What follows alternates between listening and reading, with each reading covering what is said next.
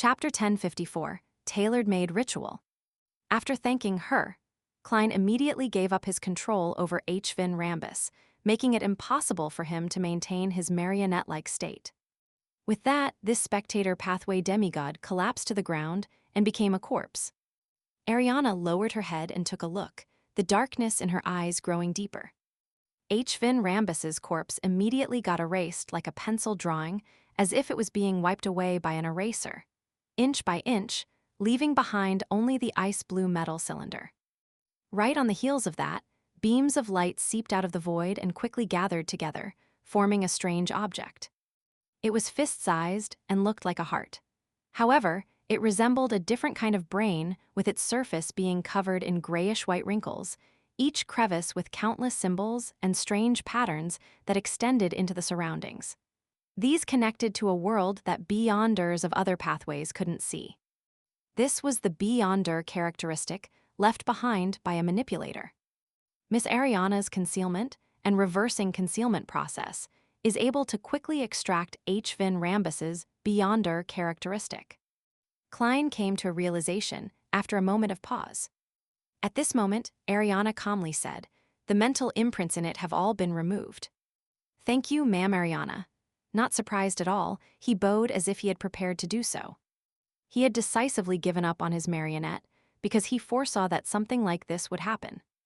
In fact, his original plan was to bring H-Fin Rambus above the gray fog as a marionette, allowing him to use unshadowed crucifix to purge the manipulator, dreamwalker, hypnotist, and other Beyonder characteristics out.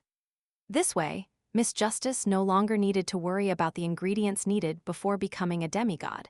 Even her Beyonder dog at home had a chance of advancing.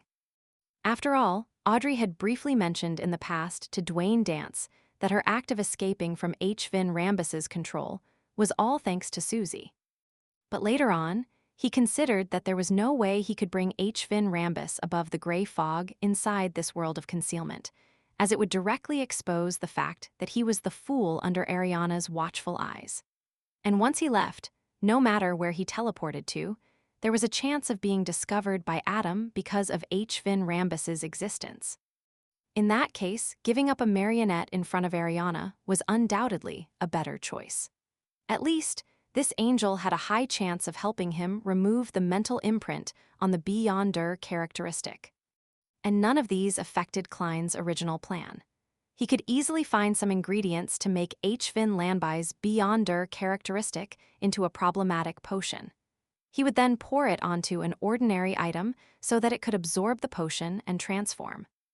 After obtaining such a sealed artifact and binding it with the unshadowed crucifix, he could obtain the corresponding Beyonder characteristics by keeping track of the time. As for the mental corruption during this process, there was no need for concern. The unshadowed crucifix could also cleanse it. Klein picked up H-Fin Rambus's Beyonder characteristic, but he wasn't able to stuff it into the iron cigar case. He could only stuff it into his pocket. As for Ariana, she cast her gaze towards the ice-blue metal cylinder and said in an unhurried voice, "It's from the cosmos, so it's best you don't use it. Even you carrying it with you should be limited. Otherwise, a gaze might be cast onto you, causing you to be corrupted and suffer aberrations." From the cosmos, Klein found the description familiar. Soon, he remembered the origins of its familiarity. This originated from the yellow light Venethon's prophecy of the apocalypse in sites in the spirit world, from the Abraham family. Casting one's gaze from the cosmos, the lands shatter. Everything in the world will cease to exist. The apocalypse, the origins of this sealed artifact is related to the apocalypse. What does the cosmos represent? What does it have to do with the astral world? A series of questions formed in his mind, making his expression turn heavy. Faced with his question, Ariana nodded gently and said, "Yes, the cosmos." "Is it the cosmos above our heads?"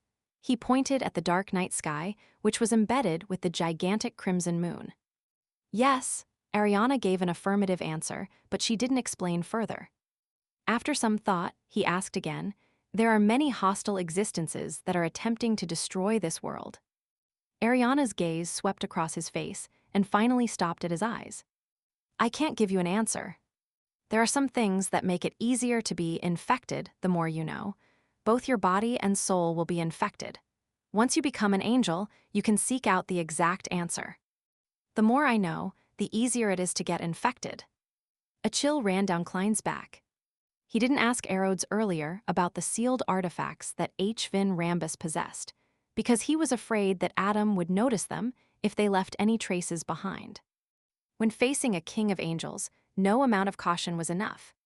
Seeing that Ariana wasn't revealing anything else, Klein pointed at the ice-blue metal cylinder and asked, "How should we handle this item?"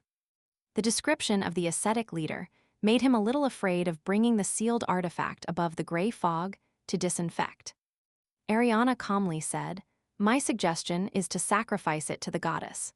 Together with the contributions you have previously rendered, you can exchange them for what you want." Klein nodded slightly. "I understand." After expressing his gratitude, Ariana's figure was quickly erased and disappeared into the dark garden under the abnormally huge moon. And with that, the world of concealment collapsed. Klein observed for a few seconds before taking out candles and other ritual items he carried with him. He quickly set up an altar and sacrificed the ice-blue metal cylinder to the Evernight goddess. At the end of the ritual, amidst the howling winds, the burning ash of the herbs and the surrounding soil rose up and landed onto an empty spot on the altar. The ash and soil were connected, forming words. Sequence 3, Scholar of Yore. Main ingredients: Hound of Fulgrim, also known as Sephra Castle Keeper, pair of eyes. 1 demonic wolf of Fog's transformed heart. Supplementary ingredients: 100 ml of Hound of Fulgrim blood, 30 grams of white frost crystal of demonic wolf of Fog, a large amount of real ancient historical records. Advancement ritual: be separated from reality for at least 300 years, and consume the potion after one becomes history and doesn't belong to the present era. Klein couldn't help but blink, wondering if he had seen the wrong description. The description of not belonging to the present era made him think of a line in his honorific name. "The fool that doesn't belong to this era." I've been hanging above the extraordinary door of light for more than 300 years. In a sense, have I already completed the ritual and am only waiting to consume the potion? The mysterious space above the gray fog really has a very close relationship with the seer pathway. Could it be the manifestation of the uniqueness? Klein was momentarily delighted, but also grim. This was because he didn't know if a price was exacted for such a bestowment. "Phew, I really want to jump to a neighboring pathway after becoming an angel to not follow whatever path was planned for me."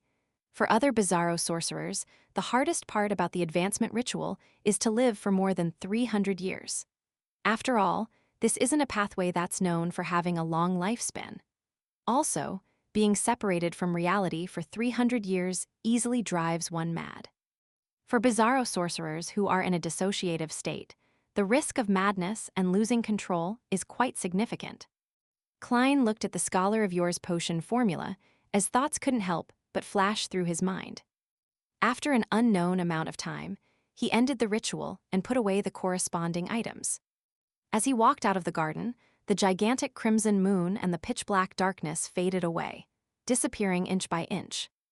Then he saw fresh autumn flowers and the sunlight shining above them. He also saw a blonde girl wading in between the house and the garden. Audrey's eyes wore an elated look as the corners of her lips curled up unconsciously. Klein nodded at her before his figure was enveloped by scarlet flames. Elsewhere in the garden, there was another flame soaring in the air, but it wasn't obvious. When the flames dissipated, Jayaman Sparrow was gone. The remnants of the crimson moon and the night scenery vanished completely. Audrey fell into a daze for a few seconds before thoughtfully looking away and entering Viscount Glaint's residence. After she left in a carriage with Susie and the servants, she returned home and had a chance to be alone. As expected, she received the world's invitation for a meeting. Above the gray fog, inside the palace, Audrey looked at the world Jayaman Sparrow and calmly asked, what was H. Vin Rambus's true goal? She had long known from Jayaman Sparrow's calm composure that H. Vin Rambus had been finished off. Klein answered frankly, the first is to find out if there's a mastermind behind Zio and Force actions. Secondly, when the princes expressed their goodwill towards Earl Hall's family, the cue was for you to not be an obstacle. In essence, it's to create a fracture between the three major churches. With regards to this matter, Audrey had already discussed it with Mr. World before. There was no need to seek further explanations as she asked, "Then, why was a demigod like H. Finn Rambus personally visiting me?" Klein smiled and said, "If you wish to deceive the guards arranged by Earl Hall, as well as hypnotize a hypnotist with great certainty without causing any commotion, a Sequence 5 might not be capable of doing so. Therefore, it's best to send a demigod.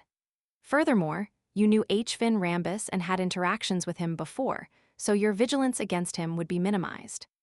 To be honest, if you weren't careful enough and had an unnoticeable helper like Susie, the whole matter would have gone on smoothly without you and I knowing until Monday." Just as Audrey didn't wear a thick mask, she smiled and sighed with mixed emotions. "So I'm already this powerful. Powerful to the point of needing a demigod to be certain of success. He was even more powerful than I had imagined. You actually hypnotized a demigod that's good at hypnotism," Klein praised with a smile. Audrey pursed her lips without realizing it and smiled. "That's mainly because of the fate siphon charm you gave me. My hypnotist potion seems to have completely digested as a result of this."